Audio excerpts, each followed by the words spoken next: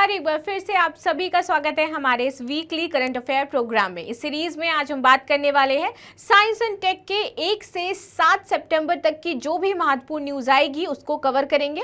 आप सभी का इस सीरीज में बहुत बहुत स्वागत है, क्योंकि बहुत सारे बच्चे चाह रहे थे कि वीकली करंट अफेयर को लाया जाए, जो कि आपके एग्जाम के पॉइंट ऑफ व्यू से बहुत ही ज़्यादा महत्वपूर्ण हो जाती है।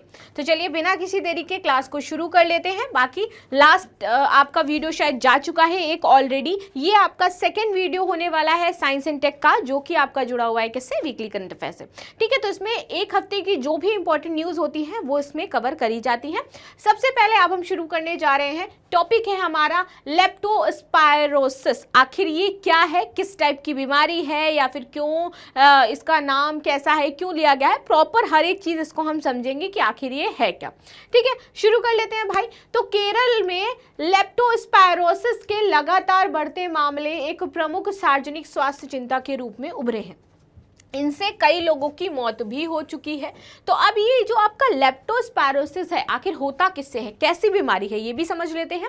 तो लेप्टोस्पायरोसिस जो है ये एक रैट फीवर के नाम से इसको जाना जाता है, यानी कि इसके लिए जो बीमारी का वाहक है वो कौन है, चूहा हो जाता है हमारा। ठीक है, ये एक बैक्टीरिया यानी कि जीवाणु जनित एक जूनोटिक बीमारी हो जाती है। आपके एग्जाम में आपसे क्या पूछा जाता है कि जो हैजा है कैसी बीमारी है, कैसे होती है। ठीक है, तो यहाँ पर आपसे पूछा जा सकता है कि जो लेप्टोस्पायरोसिस है वो कैसी बीमारी है, ये आपकी बैक्टीरिया जनित बीमारी हो जाती है। ठीक है, आगे आ जाते हैं। जूनोटिक से तात्पर्य क्या हो जाता है, तो जूनोटिक से तात्पर्य यह है कि ये जानवरों के माध्यम से व्यक्तियों में प्रसारित होती है, इसी को जूनोटिक बीमारी कहा जाता है। जितनी भी बीमारियां आपकी जानवरों से मनुष्यों में होती हैं वो सभी बीमारी आपकी जूनोटिक बीमारी कहलाती हैं। आगे आते हैं, ये जानवरों में विशेषकर चूहों के मूत्र में पाए जाने वाले लेप्टोस्पाइरा बैक्टीरिया से फैलती है, और इसी को हम क्या कहते हैं, लेप्टोस्पायरोसिस। ठीक है, चलो आगे देख लेते हैं। ये बैक्टीरिया घाव एवं श्लेष्म झिल्ली के माध्यम से शरीर में प्रवेश कर जाते हैं। चूहों के अलावा खेत में पशु एवं कुत्ते भी इस बीमारी को फैला सकते हैं। आगे बात करें इसके लक्षण आखिर क्या हो जाते हैं, तो जैसे ही आपको ये बीमारी होगी आपको थोड़ा सा फीवर फील होगा, मांसपेशियों में आपको दर्द महसूस होगा और आपको सिर दर्द हो सकता है। हालांकि तीव्र श्वसन, निम्न रक्तचाप व पीलिया जैसे अधिक गंभीर लक्षण भी इसमें आपको नजर रखनी चाहिए कि हो सकता है ऐसा आपको समझ में आएगा। ठीक है, तो ये थी हमारी जो कहते हैं कि लक्षण क्या है, कैसे पहचाने, वो सारी चीजें। अब आगे बात कर लेते हैं। कुछ लोगों में कोई लक्षण ना दिखाई देने के बाद भी इससे गुर्दे की दुर्बलता, मेनिंजाइटिस, यकृत की समस्या व श्वास की समस्या जैसी गंभीर जटिलताएं भी हो सकती है। यानी कि एक छोटा सा चूहा हमें कितनी बड़ी बीमारी दे सकता है, जहां पर आप देखिए कि हमें श्वास से संबंधित, गुर्दे से संबंधित समस्याएं उत्पन्न हो सकती हैं।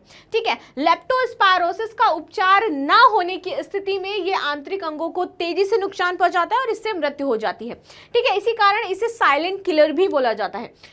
इस बीमारी में जो मृत्यु दर है, यानी कि अगर किसी को ये बीमारी हो रही है तो कितने चांसेस है कि वो बच पाएगा, तो मृत्यु दर यहाँ पर ज्यादा है। ठीक है, कि जिन जिन लोगों को होती है उसमें से बहुत कम ही लोग हैं जो बच पाते हैं, वरना मोस्ट ऑफ द लोगों में क्या होती है, डेथ हो जाती है। चावल व गन्ने की खेती में लगे लोग, किसान, सीवरों के कर्मचारी, पशु चिकित्सक, डेयरी कर्मचारी, सैन्य कर्मचारी आदि इससे ज्यादा प्रभावित होते हैं, क्योंकि ये ऐसे क्षेत्रों में रहते हैं जहां पर आपके ये पशु और ये सारी चीजें ज्यादा मौजूद हैं।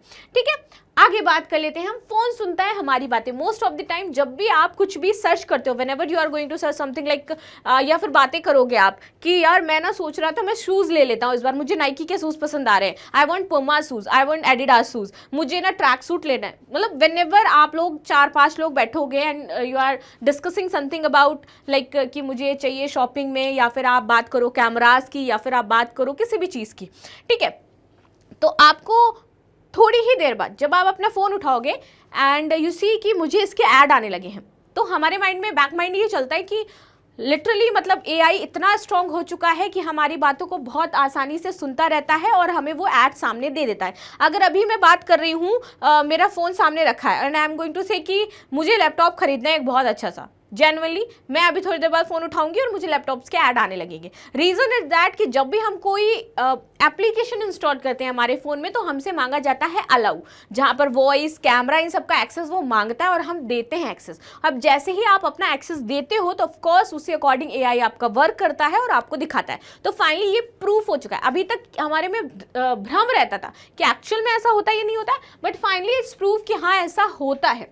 आगे आते हैं तो हाल ही में कॉक्स मीडिया ग्रुप ने स्वीकार किया कि वह उपयोगकर्ताओं की स्मार्टफोन की बातचीत सुनती है। कॉक्स मीडिया एक ग्रुप, एक प्रमुख जो विपणन है वो कंपनी है। इसमें ग्राहकों में फेसबुक, अमेजन एंड गूगल ये सभी शामिल हैं और गूगल में हम सभी पूरा दिन सर्च करते ही रहते हैं। इसमें स्वीकार किया कि वे उपयोगकर्ताओं की स्मार्टफोन की बातचीत सुनती हैं। बातचीत में सुने गए इस डेटा को व्यक्त करने के लिए कृत्रिम बुद्धिमत्ता का उपयोग करती हैं और उसके बाद विज्ञापन देती हैं। और ये ऐसा ही कुछ होता है। अब आप ये मत कह देना कि क्या मैं बीवी बोलूं और मुझे सामने बीवी सर्च हो जाए या फिर बीवी के एड्स आने लगे, तो ऐसा कुछ तो नहीं हो सकता है। ऑफ कोर्स मतलब आप घर पे बातें कर रहे हो, मेरी शादी नहीं हो रही है, तो आपको मैट्रिमोनी साइट्स के ऐड आ सकते हैं, ऐसा हो सकता है मोस्ट ऑफ द टाइम। लेकिन आप ये कहो कि मुझे पत्नी चाहिए तो वो आपको शायद फ़ोन ला करके नहीं देगा, उसके लिए आपको घर में बातचीत करनी पड़ेगी। खैर ये तो एक अलग मुद्दा था। इससे हट करके वापस आ जाते हैं अपनी न्यूज़ पर। कैसे कार्य करती है ये आपकी प्रणाली, यानी कि वो कैसे करती है। देखिए, उपभोक्ता अपनी बातचीत और ऑनलाइन व्यवहार के आधार पर डेटा छोड़ते हैं। इसका एक्टिव लिसनिंग सॉफ्टवेयर बातचीत को सुनकर के वास्तविक समय के डेटा को कैप्चर कर लेता है और उसको एआई के पास भेज देता है। एआई संचालित सॉफ्टवेयर 470 से अधिक स्रोतों से व्यवहार तथा आवाज संबंधी डेटा एकत्र करता है और उसका विश्लेषण करता है कि वाकई इतने सारे लोग इस चीज के बारे में बात कर रहे हैं, उनको इसकी नीड है। देन वो क्या करते हैं, विज्ञापनदाता इस वॉइस डेटा को व्यवहार संबंधी डेटा के साथ जोड़ देता है और बाजार में मौजूदा जो उपभोक्ताओं हैं उनको लक्षित कर लेता है कि भाई इन लोगों को इसके सूस पसंद आ रहे हैं या इन लोगों की इस टाइम डिमांड ये है, इनको ये चाहिए। तो उसी अकॉर्डिंग उनके फोन्स में वो चीजें अब विज्ञापन भेजे जाते हैं। गूगल के पार्टनर्स प्रोग्राम से हटाया। इस रिपोर्ट के बाद गूगल ने कॉक्स मीडिया ग्रुप को अपनी पार्टनर्स प्रोग्राम वेबसाइट से हटा दिया है, बिकॉज उन्होंने ओपनली आकर के कह दिया कि वो बातचीत सुनती हैं। और गूगल क्या करता है कि वो प्राइवेसी, व्हाट्सएप हमेशा कहता है कि मैं लोगों की प्राइवेसी को मतलब ऐसे करके रखता हूँ। गूगल का कहना है कि हम आपको प्राइवेसी देते हैं, आपका जो डेटा है बातचीत कहीं लीक नहीं हो सकती है। लेकिन जब इन्होंने ये बोला कि वो ऐसा करती है तो गूगल को फाइनली ये करना ही था और गूगल ने एज इट इज यही किया भी। ठीक है, फेसबुक की मूल कंपनी मेटा ने कहा कि वह ये समीक्षा कर रही है कि क्या कॉक्स मीडिया ग्रुप ने उनकी सेवा शर्तों का उल्लंघन किया। उनकी सेवा शर्त क्या है? उनकी सेवा शर्त है कि किसी भी चीज का जो हमारा उपभोक्ता है उसकी प्राइवेसी का हनन नहीं करना है, और इन्होंने वही किया है। मेटा के प्रवक्ता ने कहा कि मेटा विज्ञापनों के लिए आपके फोन के माइक्रोफोन का उपयोग नहीं करता है और हर वर्षों में इस बारे में सार्वजनिक रूप से बता रहे हैं। ठीक है, पहले भी लगे हैं आरोप और इस तरीके की पहली बार नहीं है कि ऐसा हो चुका है। बहुत मोस्ट ऑफ द टाइम यहाँ पे कहा गया है कि जो फोन है हमारी बातचीत सुनता है। 2023 में न्यू हैम्पशायर की एक कंपनी थी माइंडशिफ्ट, ठीक है, इनमें भी इस तरीके के दावे किए गए थे कि ये विज्ञापन लक्षित जो आते हैं वो हमारी बातों से ही आते हैं। अब इससे हो क्या रहा है, हमारी निजता को उल्लंघन हो रहा है, निजता प्राइवेसी का उल्लंघन हो रहा है। तो बातचीत के सुनने से गोपनीयता पर गंभीर खतरा उत्पन्न हो रहा है।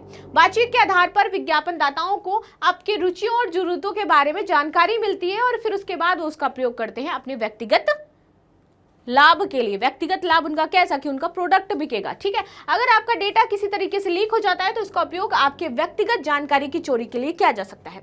इसमें आपके बैंक खाते भी होंगे, क्रेडिट कार्ड्स की जानकारी भी होगी या अन्य संवेदनशील डेटा भी हो सकता है जो आप साझा नहीं करना चाहते हो, और इससे बहुत तरीके से ऑनलाइन स्कैम हो रहे हैं।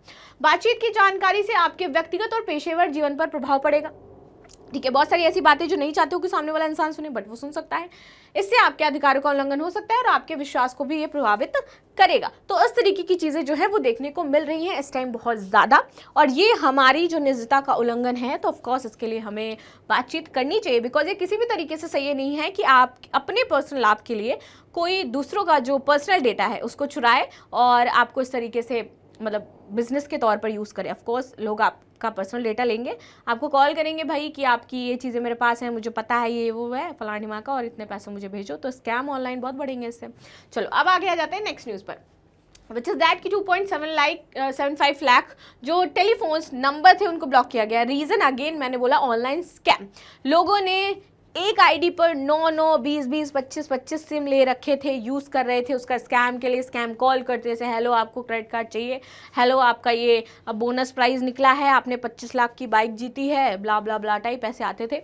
तो इस तरीके से सरकार ने क्या किया है, भारतीय दूरसंचार विनियामक प्राधिकरण ट्राई, इन्होंने दूरसंचार कंपनियों के 2.75 लाख जो टेलीफोन नंबर्स हैं इनको ब्लॉक कर दिया है। ट्राई ने परेशान करने वाले कॉल और अपंजीकृत टेली मार्केटिंग कंपनियों के खिलाफ ये बड़े पैमाने पर कार्रवाई की, और जिसमें आपके 2.75 लाख लोग टारगेट किए गए। आगे आते हैं, क्यों किया गया नंबरों को ब्लॉक? क्योंकि ये कंपनियां जो थी वो ट्राई पे अपंजीकृत थी और ये अनऑथराइज्ड तरीके से ये वर्क कर रही थी, इसलिए इनको ब्लॉक कर दिया गया। ट्राई के अनुसार स्पैम कॉल में उल्लेखनीय वृद्धि हुई है और 2024 की पहली छमाही में अपंजीकृत टेली मार्केट्स के खिलाफ 7.9 लाख से अधिक शिकायतें यहां पर दर्ज करी गई थी। इस पर रोक लगाने के लिए ट्राई ने 13 अगस्त 2024 को सभी दूरसंचार सेवा प्रदाताओं के लिए कड़े निर्देश जारी किए थे। अब ये निर्देश क्या थे इसको समझ लेते हैं। अपंजीकृत टेली मार्केटिंग फर्मों को तुरंत रोक लगा दीजिए भाई। तो जितने भी अपंजीकृत टेली आपकी मार्केटिंग कंपनियां थी उन पर रोक लगा दी गई। दूसरा, अपंजीकृत प्रेषकों या टेली मार्केटर्स हैं इनके प्रमोशनल वॉइस कॉल को तुरंत रोक दिया जाए। दूरसंचार कंपनियों को अपंजीकृत टेली मार्केटिंग फर्मों को ब्लैक लिस्ट में डाले तथा उनसे जुड़े नंबरों को बंद करने का आदेश दिया गया। इन निर्देशों के बाद दूरसंचार कंपनियों ने यह कदम उठाया था। इसमें स्पैम कॉल जो है वो कम होगी और उपभोक्ताओं को राहत भी मिलेगी। ट्राई ने कहा कि कोई भी अपंजीकृत टेली मार्केटर संसाधनों का दुरुपयोग करते हुए पाया गया तो उसको गंभीर भुगतान जो परिणाम है वो भुगतने पड़ सकते हैं। लाइक 2 साल तक के लिए सभी दूरसंचार संसाधनों का कनेक्शन उनका काट दिया जाएगा और उनको ब्लैक लिस्ट में डाल दिया जाएगा। देयर इज अ काली सूची इज अ ब्लैक लिस्ट, कुछ ज़्यादा ही मतलब हिंदी हो गई है ये। आगे आ जाते हैं, एक निश्चित संख्या से अधिक कॉल पर उच्च टैरिफ। और उन्होंने बोला कि यदि आपने जो नंबर लिया है उसकी जो लिमिट है उससे ज़्यादा यदि आप उसको यूज़ कर रहे हो और ज़्यादा टाइम तक यदि यूज़ किया जा रहा है तो उस पर आपसे टैरिफ ज़्यादा लिया जाएगा। ठीक है, तो एक निश्चित संख्या से अधिक कॉल और टेक्स्ट संदेशों के लिए आपसे ज़्यादा पैसा वसूला जा सकता है। और ये एक निश्चित संख्या से ज़्यादा कॉल कौन करते हैं? स्कैमर्स करते हैं। ट्राई करते रहते, किसी का तो लगेगा, कोई तो बेवकूफ़ बनेगा तो उन पर। साथ ही साथ आपके जो स्कैमर्स लाइक क्रेडिट कार्ड और ये ले लीजिए मैम, वो ले लीजिए, जो मार्केटिंग के लिए यूज़ करते हैं वही ज़्यादा कॉल करते हैं, तो उनके लिए कह दिया गया अब आपको ज़्यादा पैसा देना पड़ेगा। ठीक है, अब ट्राई ने सुझाव दिया है कि जो दूरसंचार उपभोक्ता प्रतिदिन 50 से अधिक कॉल करते हैं या 50 SMS भी भेजते हैं तो उनकी संभावित रूप से परेशान करने वाले कॉलर के रूप में जांच की जाएगी। अगर आपने 50 से ज़्यादा बार किसी को कॉल कर लिया है, नंबर डायल कर लिया अपने फ़ोन से, तो आपको ये माना जाएगा कि आप लोगों को परेशान कर रहे हो। इससे मार्केटिंग पर असर पड़ेगा ज़रूर, बिकॉज जो भी मार्केटिंग कंपनियां हैं वो अपने प्रोडक्ट को कैसे सेल करवाती हैं, ऐसे ही करवाती हैं। उन्होंने बड़े बड़े कॉल सेंटर्स बना रखे हैं, उनसे वर्क करवाती हैं। तो अब वहाँ पर एक दिन में तो मुझे लगता है कि एक जो इंसान बैठ करके वर्क कर रहा है शायद वो 100 से ज़्यादा लोगों को कॉल करता है। तो ऐसे तो जितनी भी कंपनीज है वो सभी एज अ सस्पेक्ट दिखाई देंगी, तो इससे प्रॉब्लम भी क्रिएट होगी और पैसा भी ज़्यादा लगेगा। अब बात करते हैं भारतीय दूरसंचार विनियामक प्राधिकरण के बारे में। इंपॉर्टेंट है, 20 फरवरी 1997 को इसकी स्थापना हुई थी। इसकी स्थापना भारत में दूरसंचार सेवाओं और टैरिफ को विनियमित करने के लिए की गई थी। ये संचार मंत्रालय के दूरसंचार विभाग के अधीन कार्य करता है और इसका मुख्यालय नई दिल्ली में हो जाता है। ये भारत में दूरसंचार क्षेत्र के लिए नियम, दिशा निर्देश और नीतियां बनाने के लिए जिम्मेदार है। ये टैरिफ, इंटरकनेक्शन, सेवा की गुणवत्ता, डायरेक्ट टू होम सेवाओं और मोबाइल नंबर पोर्टेबिलिटी जैसे विभिन्न विषयों पर आदेश और निर्देश आपके जारी करेगा। नेक्स्ट आ जाता है, एंड अगेन इंपॉर्टेंट न्यूज़, कि एलपीजी का इस्तेमाल हर साल हम जान बचाने के लिए कर सकते हैं।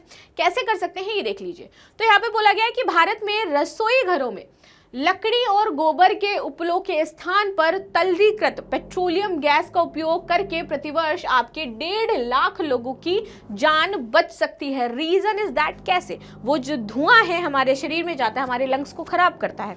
ठीक है, कई बार उससे बैक्टीरिया हमारे अंदर पहुंच जाते हैं। तो इससे अब क्या, यदि महिलाएं उसको हटा देंगी, रिप्लेस कर देंगी उपलों को और इन सारी चीज़ों को, तो उनके जो लंग्स जो खराब होते हैं, खांसी आती है, प्रॉब्लम्स होती है, उससे वो बचेंगी, उनको बीमारियां कम होंगी। और क्या है, यानी कि उनकी जो जान है वो बच जाएगी। जब बीमारी कम होगी तो ऑफकोर्स उनकी जान तो बचेगी ही। टीवी जैसे लक्षण भी देखने को कम मिलेंगे। तो थिंक टैंक वाइटल स्ट्रैटेजी ने एक अध्ययन किया। ठीक है, इस अध्ययन के रिपोर्ट के अनुसार बताया गया कि एलपीजी को अपनाने से न केवल 1.5 लाख लोगों की जान बची है, बल्कि भारतीय आबादी में लगभग 3.7 मिलियन स्वस्थ वर्ष भी जुड़ गए हैं। ठीक है, अध्ययन के प्रमुख बिंदु ये रहे कि 5 से कम आयु के जो बच्चे थे, इनके जन्म के समय कम वजन के कारण होने वाली शिशु मृत्यु दर में कमी आएगी। बुजुर्गों में क्रोनिक ऑब्स्ट्रक्टिव पल्मोनरी डिसीज के मामले में कमी आएगी। हालांकि उज्ज्वला योजना आंशिक रूप से एलपीजी सब्सिडी देती है, लेकिन कई परिवार इतने गरीब हैं कि वे आंशिक रूप से भी सब्सिडी जो है वो नहीं ले पाते हैं।